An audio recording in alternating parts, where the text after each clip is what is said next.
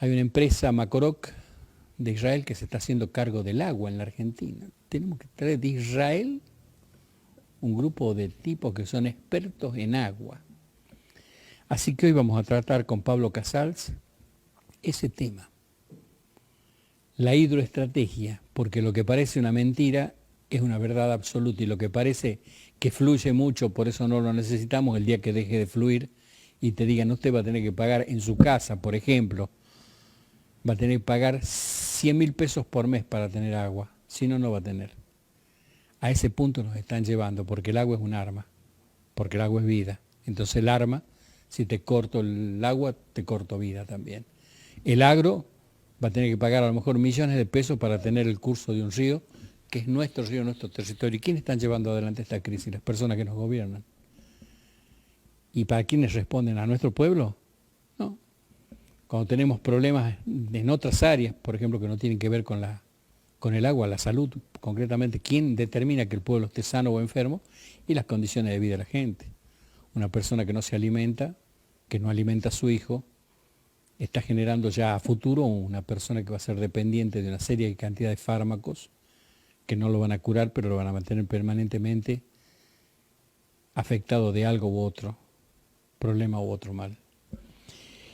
Este no es un panorama nefasto porque tiene solución. La solución es política.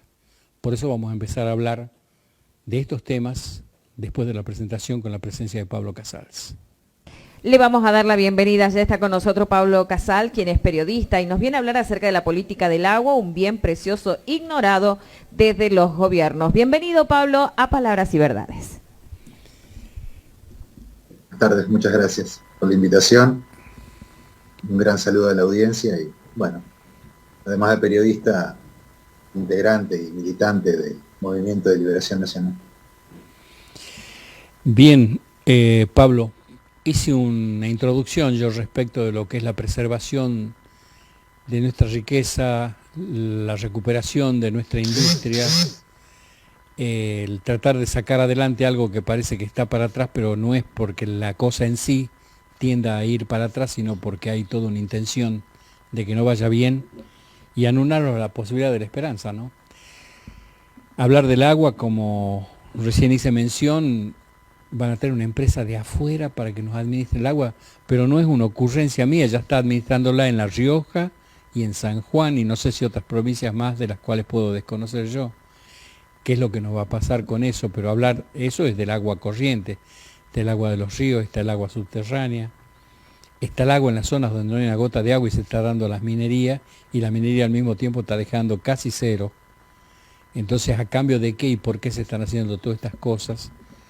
Habrá que dilucidarlo en un proyecto que de hecho, que si vos estás en un movimiento que aspira, habla y piensa en la liberación y en la recuperación de la industria, tenemos que encontrar respuestas para toda esta desgracia, porque no es una desgracia que sea inherente o implícita en la naturaleza de nuestro país, sino que está inducida por la política, y esta política no está creada para la liberación, sino para el sometimiento de nuestro pueblo. Sí, va a haber varias cosas porque es un tema largo y que requiere, es fácil de entender, pero es un tema largo de desarrollar porque tiene muchas patas. El agua es parte del territorio y quien controla el territorio tiene el poder sobre ese territorio y todo lo que está adentro de ese territorio. Y no es casual, eso va a la vida de las personas, las actividades económicas que se realizan en el territorio, cómo se organiza ese territorio, quién es el dueño de las cosas, cómo se reparten esas cosas, qué cosas son prioritarias y qué no. Eso es parte del poder que se desarrolla sobre un territorio cualquiera, sobre un país, una provincia, un municipio. Bueno, el agua es una parte más que importante de esos territorios porque justamente vos lo acabas de decir, el agua es vida. Por lo tanto, quien controla, quien dice cómo se administra el agua en un territorio determinado, digamos, tiene una cuota de poder o una incidencia sobre la vida de lo que sucede en ese territorio bastante importante. Lamentablemente este tema de la presencia de Mecorot en Argentina no es nuevo. Esto tiene, digamos, un acto formal de por medio desde hace un año a esta parte, pero no es nuevo. En realidad, el Estado de Israel viene asesorando al Estado Nacional y a diversos estados provinciales desde fines de la década del 70, principios de la década del 80, cuando se encontraron con algunas de las primeras consecuencias planificadas en algún caso, o sea, ya previstas previamente y otras no, de la construcción principalmente en la Patagonia de las grandes represas hidroeléctricas, ¿no? Entonces, ¿qué pasa? Ya estaba el Chocón construido y estaban funcionando, pero ¿qué pasa?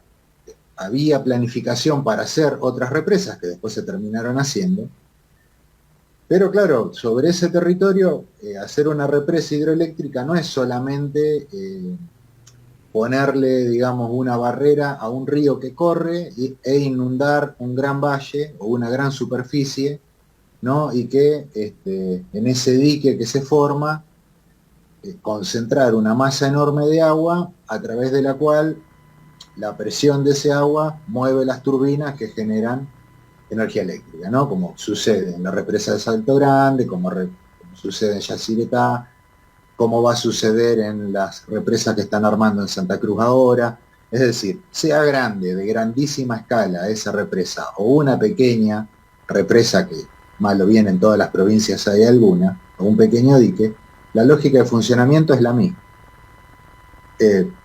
Para hacer eso en un territorio hay una decisión política de usar una gran masa de agua para generar energía, ¿no? Que tendrá un uso, esa energía. Bien.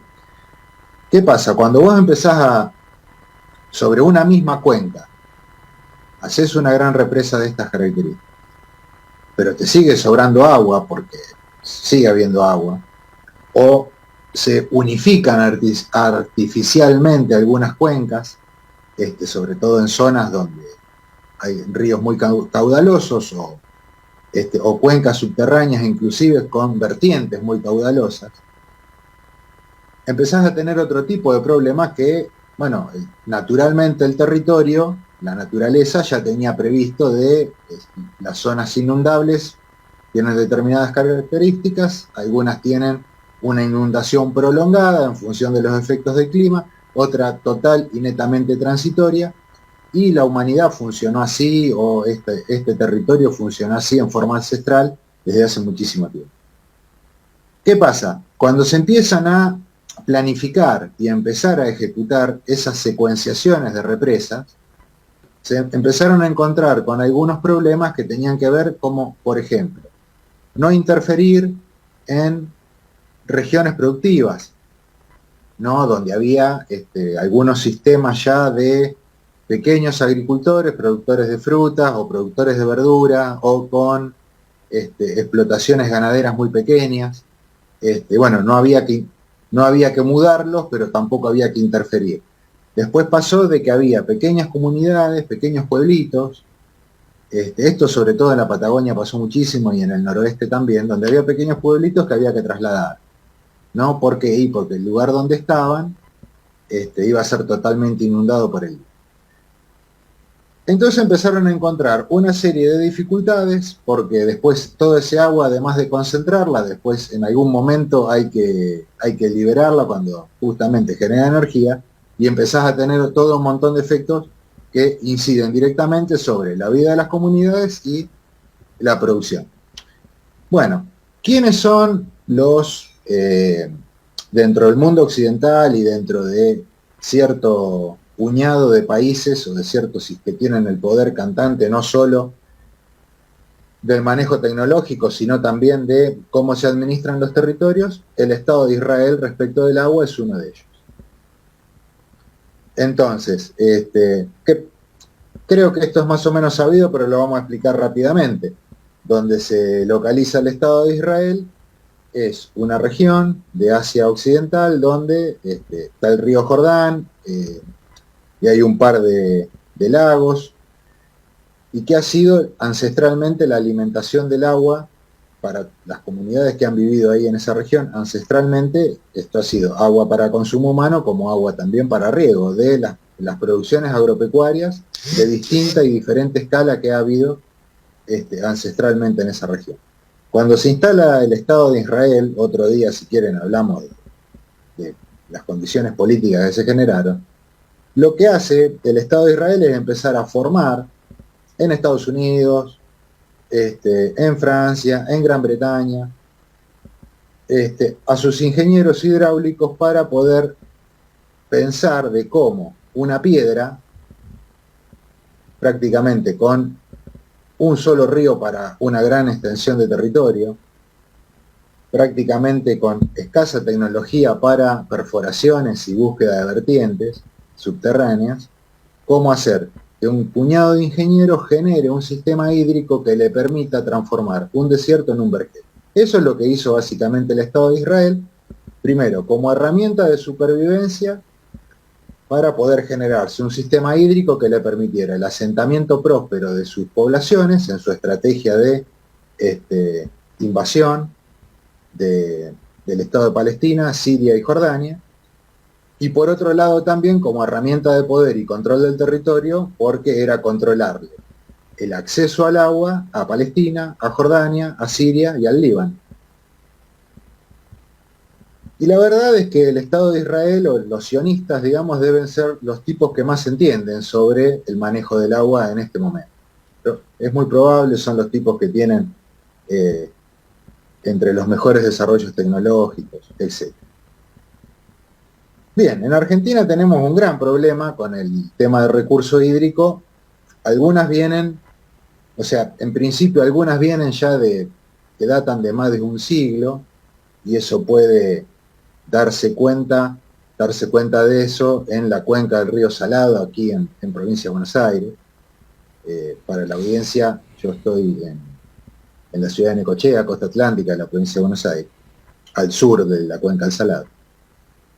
Y la cuenca del Salado, el río Salado nace en la laguna de Teodelina, al sur de Santa Fe. Esa es la naciente del río Salado, pasa por el sistema de lagunas que atraviesa la provincia de Buenos Aires, hasta la desembocadura del río Salado en el centro de la bahía San Borombón en el Atlántico, o en la desembocadura del río de la Plata, como más les guste. Bueno, hoy por hoy esa cuenca del río Salado se agrandó,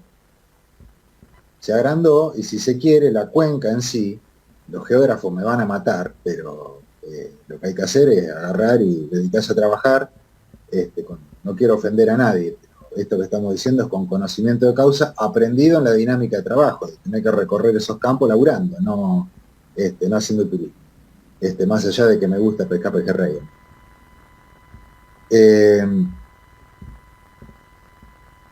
Esa cuenca del Salado que nacía en la laguna de Teodelina, por diferentes alteraciones del terreno propias del modelo agropecuario aplicado en Argentina, sobre todo en los últimos 50 años, pero vuelvo a repetir, es un proceso que supera el siglo de trayectoria, de proceso. Esa cuenca hoy arranca prácticamente en pequeños bañados del sur de la provincia de Córdoba, atraviesa todo el sur de la provincia de Santa Fe y el noroeste de la provincia de Buenos Aires y agarra un poco del norte de la provincia de La Pampa, y después se engancha con la cuenca del Salado. Tal vez hayan sentido nombrar en algún momento la laguna La Picasa, que la laguna La Picasa es una laguna grande, una laguna natural grande, para lo que son las lagunas en la pampa húmeda. Pero claro, en algún periodo de regímenes de lluvias más intensos y de mayor cantidad de lo normal, esa laguna, bueno, se inundó, o sea, trasvasó, digamos, el cauce de la laguna, de la propia laguna. Se inundó, hubo inundación de miles de hectáreas de los campos aledaños, pero en algún momento, ¿qué empezó a suceder con la laguna La Picasa? Las aguas no bajaban. La única manera de que ese agua baje era por efecto de la evaporación natural o la construcción de canales de dren artificiales. O sea, cavar una zanja para que ese agua empiece a drenar hacia otro lado, que en general han sido esas cadenas de lagunas que le dan nacimiento original al río Salado de la provincia de Buenos Aires. Ahora, ¿qué pasó para que esa laguna en algún momento prácticamente se llegue al doble de lo que es su tamaño natural y el agua no drene? Bueno, hubo durante décadas una alteración sucesiva, particular, indiscriminada, irresponsable, sin autorización de absolutamente nadie, de los drenes naturales del terreno, de cara a adaptar los campos, a talar montes, etcétera, a desviar ríos y arroyos, para poder sumarle hectáreas a la superficie agropecuaria para usar, ¿no? Cuando uno empieza un trayecto, si se quiere, inocente, con el vecino del campo de al lado, para, bueno, a ver, vamos a desviar un poco el arroyo de este lado, o vamos a desviar un poco del agua del arroyo, así nos aseguramos un poco de agua para regar en época de seca, o en las épocas donde el régimen de lluvia no es tan intenso ni es regular.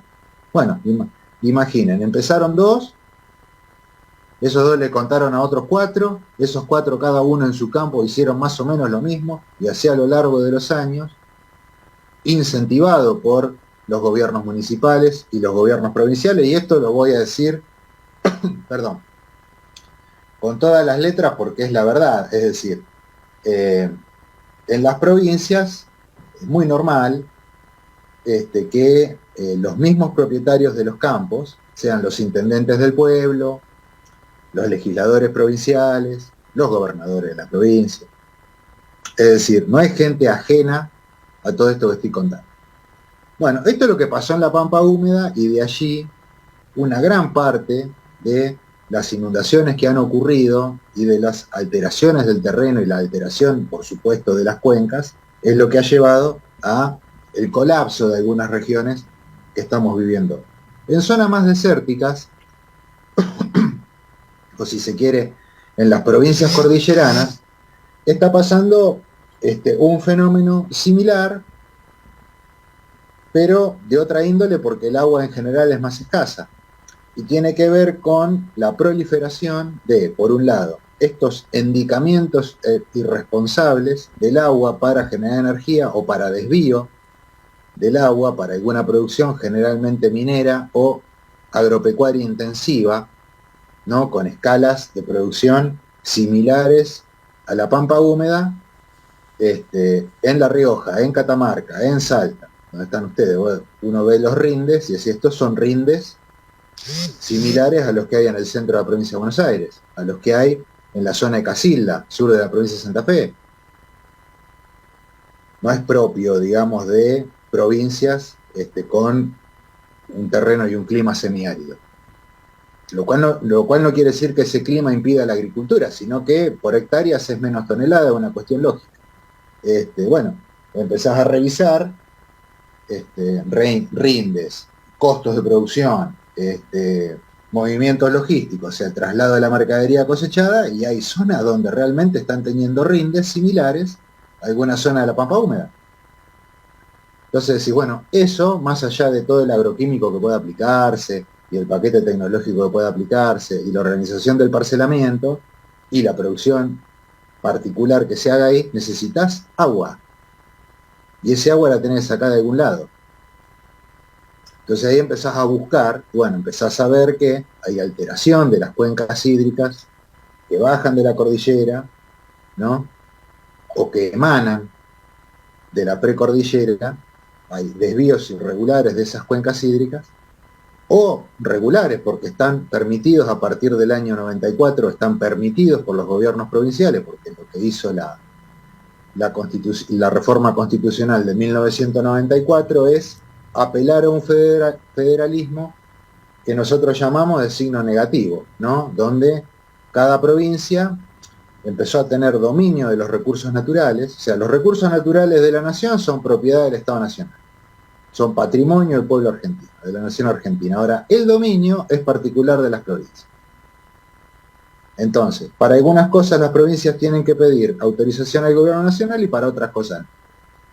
Y en la mayoría de los casos las provincias hacen, y a la saga va el gobierno nacional haciéndose el desentendido y autorizando o desautorizando el uso de determinados recursos, la explotación de determinados recursos, cuando ya el problema está instalado y la cosa está marchando. Por lo tanto, revertirlo es imposible.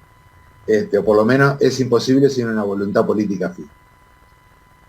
Entonces, observamos, vuelvo a repetir, en las provincias cordilleranas este tipo de alteraciones. Falta agua. Falta agua en regiones donde antiguamente, si bien el agua no es del mismo caudal y de la misma cantidad y abundancia que podemos tener en esta zona que vivo yo, era agua buena, barata y suficiente para las producciones que se llevaban adelante en esas regiones, con una tecnología recomendada y probada ancestralmente de cómo administrar ese terreno y ese recurso hídrico. Entonces, bueno, hay experiencia de cómo administrar ese recurso hídrico, cómo hacerlo rendir mejor. Entonces, tenemos desde los sistemas de irrigación de los antiguos incas, de los diaguitas, hasta, si se quiere más cercano en el tiempo, y que hay documentación disponible, el sistema de organización de acequias y de riego que organizó el propio general San Martín cuando fue gobernador de Cuyo, ¿no? Entonces, ese sistema que todavía está vigente hoy, porque la raíz de ese sistema de riego es lo que ejecutó San Martín hace más de 200 años, lo único que hay que hacer es mejorarlo para agrandar su escala, y esa escala probablemente tenga un techo, porque no podemos pegarle un tiro en el pie. Bueno, todo esto que estoy diciendo, que tal vez es de sentido común y hasta suene lógico, porque no podemos, digamos, atentar contra nosotros mismos, hoy está totalmente desvirtuado y alterado. Entonces, tenemos por un lado esto que pasa en provincia de Buenos Aires, sur de Santa Fe, sur de Córdoba, norte de La Pampa. Tenemos esto que pasa en las provincias cordilleranas, tenemos lo que pasa en la provincia de La Pampa, que es el caso de mayor repercusión, ¿no? Donde arbitrariamente el gobierno mendocino desde hace más de un siglo viene indicando ríos que nacen en la cordillera mendocina, sí, nadie le va a discutir a los mendocinos que nacen en la cordillera mendocina, pero que son ríos que desaguan en su mayoría o en el océano Atlántico a través de ser afluentes de otros ríos mayores, o en cadenas de lagunas de la provincia de Buenos Aires. Ahora, cuando Mendoza viene sistemáticamente indicando ese agua, cortando el flujo natural de ese sistema hídrico, termina secando prácticamente el río Atuel y el río Salado en territorio pampeano, donde hay épocas del año, más allá de todas las intervenciones judiciales y todo el litigio que ambas provincias tienen entre sí, hay épocas donde del río Atuel no llega ni una gota de agua hacia territorio pampeano.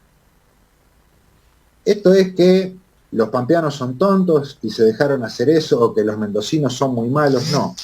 Lo que tiene que ver, fundamentalmente, es que no hubo una administración consciente y una conducción consciente, más allá de que hubo intentos de hacerlo, el caso de la empresa Agua y Energía creada por Perón en el 47 es uno de ellos. Hubo intentos conscientes de que la autoridad del agua en Argentina y la administración del recurso hídrico en Argentina, entendiéndolo en forma integral, esto es decir, ríos, arroyos, lagos, lagunas, ¿sí? Toda el agua superficial que cualquiera puede ver, más las aguas subterráneas que generalmente elevan por 10 el agua superficial que uno ve cuando anda por ahí. Entonces, si eso se aborda y se conduce y se planifica de forma integral, es bastante más sencillo evitar este tipo de conflictos que estamos mencionando. Ahora, para eso, además de una organización política, una decisión política primero y una organización y una planificación como corresponde después, hace falta, primero que nada, un objetivo y un conocimiento del territorio pleno. Y esto no implica sacarle autonomía a las provincias, en absoluto. Lo que se trata es de hacer o ejercer el federalismo que nos enseñaron nuestros mayores de signo positivo. Es decir, que si bien todas las provincias tienen su autonomía, ¿sí?, también confluyen en un sistema, llamémoslo, de confederación, como fue en algún momento, en ayuda mutua, ¿no? Y esto no es solamente en ayuda mutua para la guerra, también es en ayuda mutua en el caso de catástrofes, de que una provincia sufra, por ejemplo, un terremoto, como ha pasado, una inundación, como ha pasado, grandes incendios, como pasa, sino también en la organización económica y en la colaboración del desarrollo económico equitativo de todas las provincias, ¿no? Este es el federalismo bien entendido. Cuando hay un federalismo bien entendido, ¿qué significa? Bueno, que ninguna provincia por sí misma puede hacer lo que se le cante con un recurso, patrimonio estratégico de la nación argentina y del pueblo argentino, no puede hacer lo que se le cante cuando ese recurso hídrico afecta a otra provincia. Lo que vos mencionabas, Raúl, en la introducción de este acuerdo que hay con Mekorot, y ahora vuelvo a la relación con Israel, pero era necesario explicar todo esto para que haya un panorama superficial, apenas superficial, de algunos de los conflictos que está habiendo con las cuencas hídricas en nuestro país. Esto obedece a lo siguiente: los acuerdos que viene haciendo Mekorot en los últimos 15 años, específicamente, si bien los ingenieros israelitas están viniendo a la Argentina a estudiar las cuencas desde fines de la década del 70, hay acuerdos formales, tanto con las provincias como con algunos municipios, como con el gobierno nacional, desde hace aproximadamente 15 años a esta parte, desde el año 2005, 2006, 2007, con diferentes escalas y diferentes etapas, y en algunos casos diferentes actores también, protagonistas de esos acuerdos. Los que están teniendo bastante resonancia hoy, por suerte, son los que consolidó el ministro del Interior, Eduardo de Pedro, durante el año pasado, pero que es una negociación que viene desde plena pandemia, ¿no? Desde el año 2020, cuando el pueblo argentino estaba en una situación de aislamiento por cuestiones sanitarias. Y en realidad los acuerdos directos, en los documentos que andan circulando, involucran a 5 provincias, que son San Juan, Mendoza, Catamarca, La Rioja y Río Negro, pero esos otros acuerdos que mencionaba, que vienen consolidándose en los últimos 15 años, también involucran a Santa Cruz, a Neuquén, a Córdoba, a Formosa y Entre Ríos. Es decir, no son solamente, y a la provincia de Buenos Aires, no son solamente 5 provincias, sino que ya estamos hablando de entre 11 y 12 provincias donde hay acuerdos directos e indirectos con el Estado de Israel o con la empresa Mekorot, que sería, para aquel que no lo sabe, la empresa estatal israelí de administración del recurso hídrico en Israel, ¿no? Ellos atienden desde el riego. Hacer un comentario, estamos a 13 minutos de que cortemos ya nuestra entrevista. Acá en el norte, en el límite con Argentina y Paraguay, en nuestra provincia, y se da también en Formosa, está el río Pilcomayo. Se produce y se convierte en una maldición en la época que inunda, y se convierte después esa misma agua en otra maldición cuando no hay agua. Es decir, que para evitar esta sucesión de maldiciones, que cuando hay y cuando no hay, porque cuando hay inunda, abunda y destruye, y cuando no hay, la carencia de la misma evita cualquier sistema de vida que dependa del consumo de agua, que es un consumo vital, no antojadizo, tanto en la parte animal como en lo que es la producción propiamente dicha.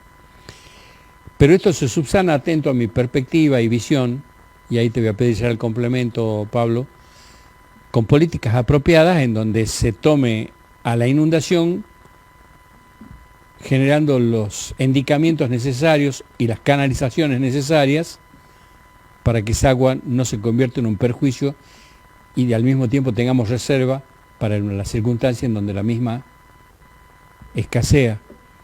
Y bueno, la solución, atento a mi perspectiva, es política, es decir, nosotros para esta zona diseñamos tal cuestión, pero los políticos acá en nuestro país se han caracterizado permanentemente por llegar a ver qué es lo que pueden traer en beneficio a sus personas y no ver las cuestiones de fondo que hacen al interés estratégico de nuestro país. Bueno, hasta ahí mi planteo y quiero tu participación, Pablo. Gracias. El acuerdo con Mekorot, que es la empresa que gestiona recursos hídricos en Israel, tanto desde el tema de producción y la captación de agua como la administración del agua potable en las ciudades israelitas, líquidos locales. Una especie de obra sanitaria de la nación, pero ampliada. O agua y energía, pero ampliada, ¿no? Para traer un ejemplo argentino. Los acuerdos con Mekorot, entre ida y vuelta, yo no sé hasta dónde se alcanzó a escuchar antes de que se corte la comunicación. En vez de involucrar a 5 provincias, involucran directamente a 12 provincias. Ahora, ¿qué pasa? Como las cuencas hídricas no es que empiecen en una provincia y terminan en esa misma provincia, sino que generalmente son compartidas o abarcan los territorios de por lo menos 3 provincias, salvo provincia de Santa Cruz, por ejemplo. Entonces, de las 24, o sea, de las 23 provincias argentinas más la capital federal, 24, los acuerdos con Mekorot están involucrando a 21 provincias, a 21. Solamente quedan exentas por el momento, lo cual no quiere decir que se hayan salvado, Jujuy, Misiones y la isla de Tierra del Fuego, ¿no? Antártida Argentina y la isla del Atlántico. Esas son las únicas 3 provincias que por el momento están quedando afuera de estos acuerdos específicos con Mekorot. ¿Por qué? Porque son la isla de Tierra del Fuego, por una cuestión lógica, no está, o sea, está separada del continente. Y tanto Jujuy como Misiones están aguas arriba de las cuencas involucradas. Por lo tanto, por el momento quedan afuera, es decir, porque los acuerdos arrancan hacia el sur de esas cuencas, aguas abajo. Y todas las demás están en problemas, y en realidad lo que se le está dando a Mekorot es la potestad de resolver, administrar, estudiar, prospectar, planificar la administración del recurso hídrico argentino, para todo uso, para agua potable, para el inodoro de las casas, para regar, para todo, para ir de vacaciones, o sea, los espejos de agua para ir a pegarse un chapuzán en el verano, para todo. Eso es lo que contienen esos acuerdos y tienen 4 ejes, que son diseñar planes maestros específicos provinciales y regionales para el sector hídrico, confeccionar códigos de agua o actualizar los que están vigentes,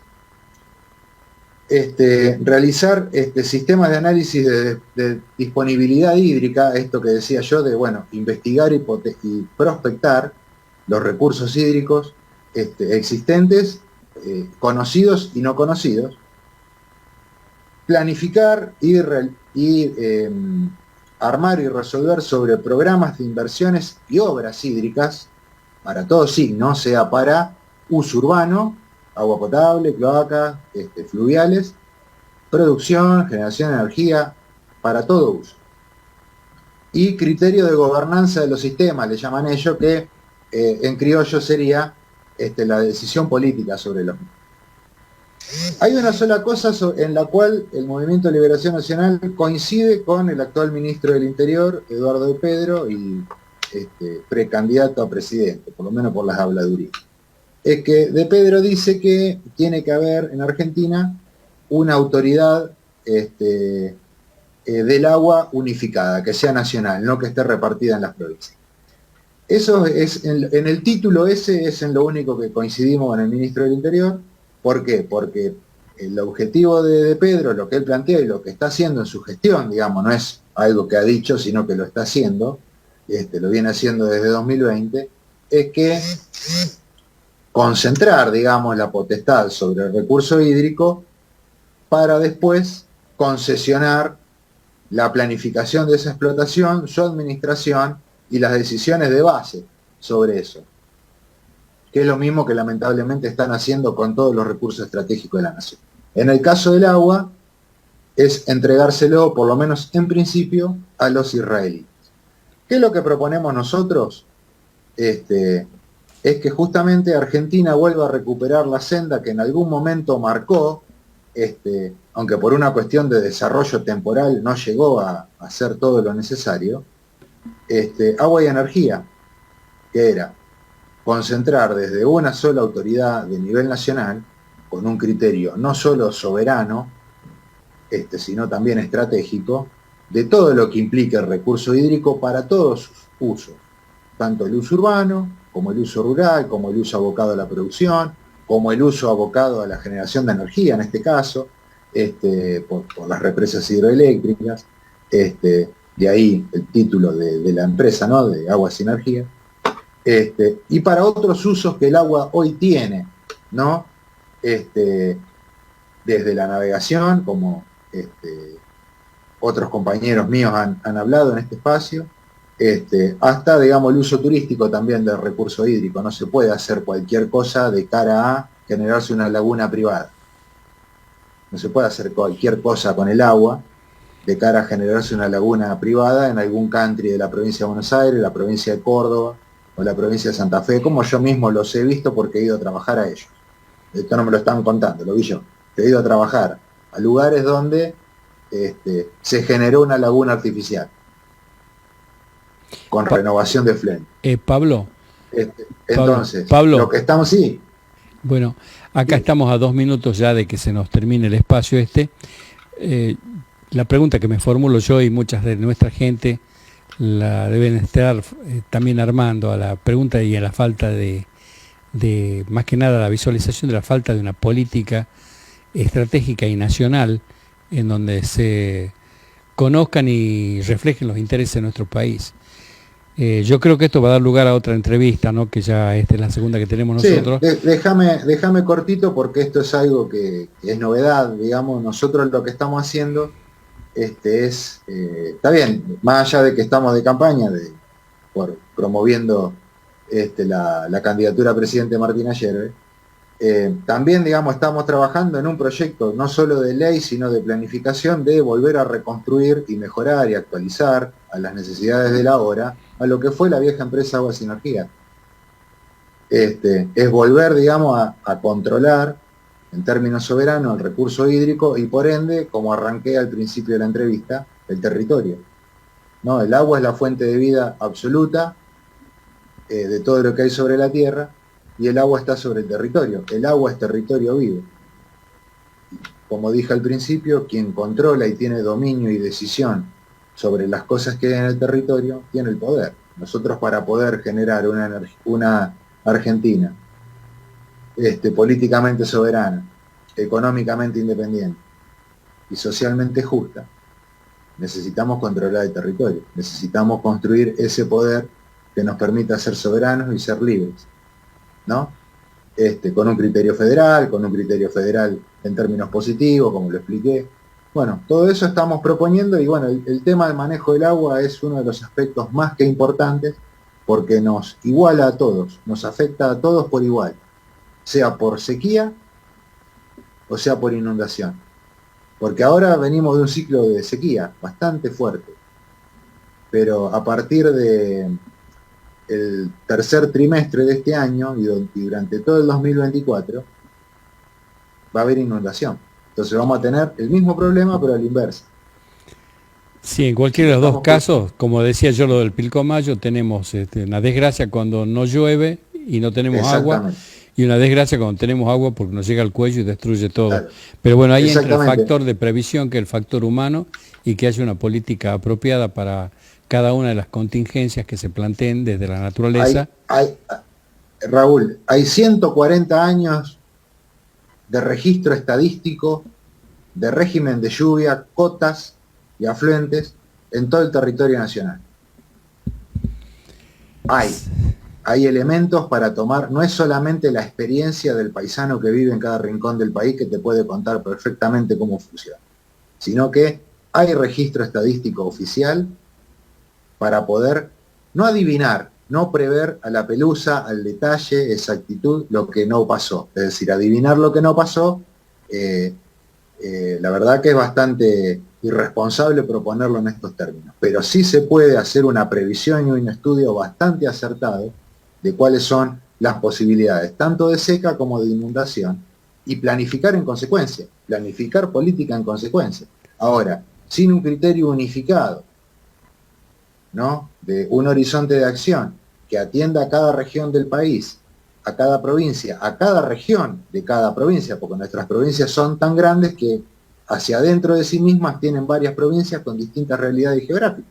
Entonces, tiene que haber un criterio unificado a nivel nacional que aborde cada situación particular de una manera eficiente, ¿sí?, pero de una manera que también sea útil para los objetivos de la nación y de la población y del pueblo directamente implicado. Seguramente, decir, acá seguramente, Pablo.